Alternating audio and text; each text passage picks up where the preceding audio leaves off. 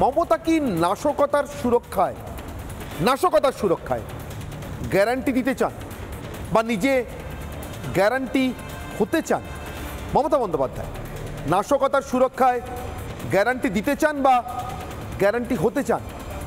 যারা নাশকতা আটকাতে আসছে তাদেরকে পাকিস্তান আর চীনের দেশ নেতাদের ভাষায় আক্রমণ করছেন কেন? কার সাথে? কিসের জন্য? কে বাধ্য করছে? কেন বাধ্য হচ্ছে? আজকের এই বিতর্কে আসবো। আমার সঙ্গে উপস্থিত যে অতিথিরা রয়েছেন তাদের সঙ্গে আপনাদেরকে এক একে পরিচয় করি।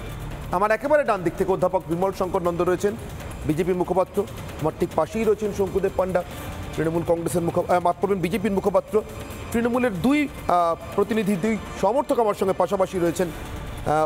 একেবারে ওদিক থেকে রয়েছেন রাধামোহন রায়, আইনজীবী, এবং অপর আইনজীবী মণিশঙ্কর চট্টোপাধ্যায়, দুজনেই তৃণমূল সমর্থক।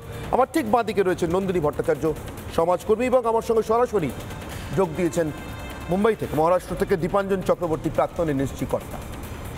আমি প্রাক্তন এনএসজি কর্তা দীপাঞ্জন বাবুকে দিয়েই আজকের এই ডিবেট শুরু করব।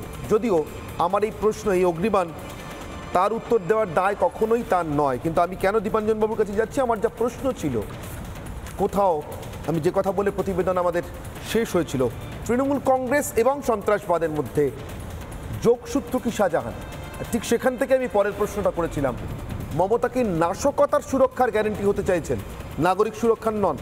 আমি দীপাঞ্জনবাবু, আমার যতটা স্মরণে আছে, আমি পরপর কয়েকটা নাম বলে আপনাকে প্রশ্নটা করছি যাতে আপনার বুঝতে সুবিধা হয় আমি কেন এমন একটা প্রশ্ন করেছি। আপনারা মনে হতে পারে আমি এতটা দায়িত্ব নিয়ে কেন এরকম একটা প্রশ্ন করছি যার মানে সুদূর প্রসারী। ভারতের একটি অঙ্গরাজ্যের মুখ্যমন্ত্রী মমতা বন্দ্যোপাধ্যায় 3 বার কেন্দ্রীয় মন্ত্রী, রেলের মতো দপ্তর সামলেছেন, কয়লার মতো ইনফ্রাস্ট্রাকচার, মানে দেশের অত্যন্ত গুরুত্বপূর্ণ ইনফ্রাস্ট্রাকচারের দপ্তর সামলেছেন, মন্ত্রক সামলেছেন। তার সম্পর্কে, তার দলের সম্পর্কে প্রশ্ন করছি কেন? আমার কয়েকটা নাম মনে পড়ছে জম্মু কাশ্মীরের, মিরওয়াইজ ওমর ফারুক, গিলানি, ইয়াসিন মালিক, আর তার সঙ্গে সঙ্গে মনে পড়ছে কয়েকজন রাজনীতিকের নাম। এরা কাদের সমর্থন করতেন, কি করতেন আমরা জানি। হুরিয়ত কনফারেন্স কি করতো আমরা জানি। তার সঙ্গে সঙ্গে একেবারে মেন স্ট্রিমের অন্তত 2 জন রাজনীতিকের নাম আমার মনে পড়ছে, মুফতি মোহাম্মদ সঈদ, মেহবুবা মুফতি, ফারুক আবদুল্লাহ, ওমর আবদুল্লাহ। জম্মু কাশ্মীরের সমস্ত সন্ত্রাসবাদী অপারেশনের একটা জঙ্গি মুখ থাকতো, সেই মুখটা অপারেশনটা করতো, অর্থাৎ মানুষ মারত, নিরীহ নাগরিককে হত্যা করত। আর যেই তার পাল্টা অপারেশন হতো, সেনাবাহিনী হোক, বিএসএফ হোক, অন্য কোনো এজেন্সি হোক, তারা যখন সেই অপারেশনের পাল্টা অপারেশন শুরু করতো, জঙ্গি মারত, একদল রুদালি সামনে এসে দাঁড়াতো। আমি যাদের নামগুলো বললাম আপনি খুব বহুদিন ধরে জানেন, আপনি প্রাক্তন এনএসজি কর্তা, তারা হচ্ছে তারা। আমার ঠিক এখান থেকেই প্রশ্ন, সন্দেশখালী আর এনএসজির মাঝখানে মমতা বন্দ্যোপাধ্যায় এসে দাঁড়াচ্ছেন কেন? ভূমিকাটা তুলনীয় হয়ে যাচ্ছে নাকি দীপাঞ্জন বাবু?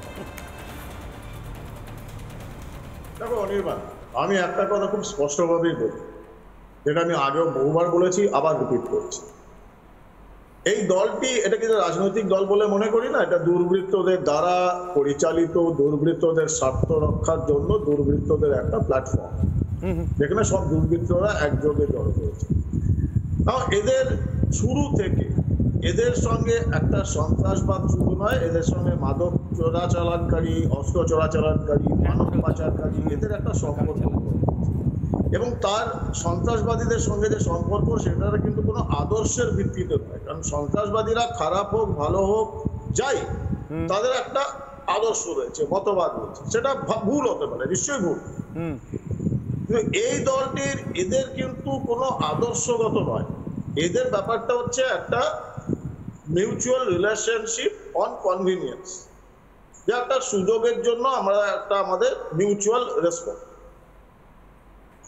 আমি একটু শুনতে অসুবিধা আছে, তোমার পিসিআর এ খুব বেশি কথা হচ্ছে, চিৎকার করছে, আমি অডিও শুনতে পাচ্ছি। আমি আমার পিসিআর এর সহকর্মীদের অনুরোধ করব দীপাঞ্জন বাবুর কানে যাতে পিসিআর এর অডিও কোনোভাবে না যায়। দীপাঞ্জন বাবু প্লিজ আপনি বলুন। সরি।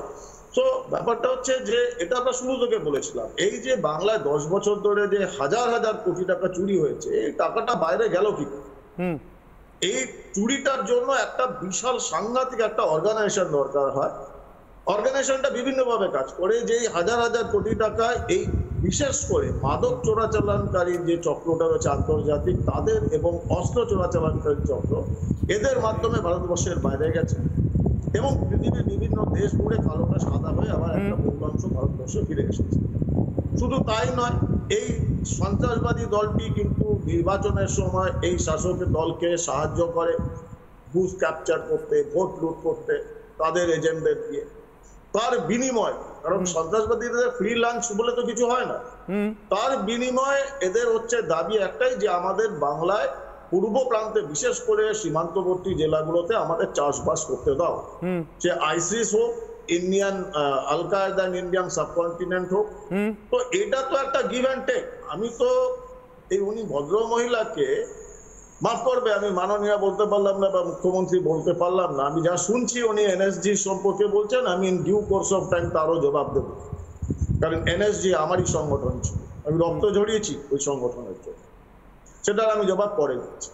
তো এই ভদ্র মহিলার একটা জিনিস আমি খুব বলি, সেটা হচ্ছে ইন্টিগ্রিটি, দায়িত্ববোধ। ওনার দেশের জন্য ইন্টিগ্রিটি নেই, বাংলার জনগণের জন্য ইন্টিগ্রিটি নেই, যারা ওনাকে নির্বাচিত করে এনেছেন ওনার ইন্টিগ্রিটিরা ওই অর্গানাইজেশনগুলোতে, যারা ওনাকে দেখেন, এখন উনি ওনাকে দেখছেন, সেটা তো পরিষ্কার। দীপাঞ্জনবাবু, এখানে তো আমার প্রশ্ন, দীপাঞ্জনবাবু এখানে আমার প্রশ্ন, আপনি আমার প্রশ্নটার উত্তরের দিকে হয়তো এগোচ্ছেন, কিন্তু আপনি শুরুতে বলেছিলেন যে তৃণমূল কংগ্রেসের কোনো আদর্শ নেই। আমি বলছি যদি তেমনটা হয়েও থাকে, আমি সেটা জানি না, সেটা তৃণমূল কংগ্রেসের নির্দিষ্ট রাজনৈতিক মতাদর্শের বিষয়, তাদের দলের বিষয়, কিন্তু এখন তো আমি একটা আদর্শ অন্তত তাদের দেখতে পাচ্ছি স্পষ্ট, দেশের স্বার্থে যা কিছু তার বিরুদ্ধে তারা।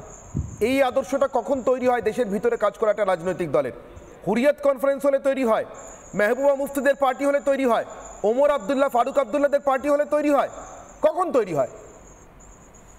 দেখো, তুমি কাশ্মীরে দেখেছো এই দুটো তিনটে পরিবার, এরা এই পরিবারগুলো কিন্তু 370-এর আড়ালে এরা বংশাপরাক্রমে এরা রাজত্ব করেছে।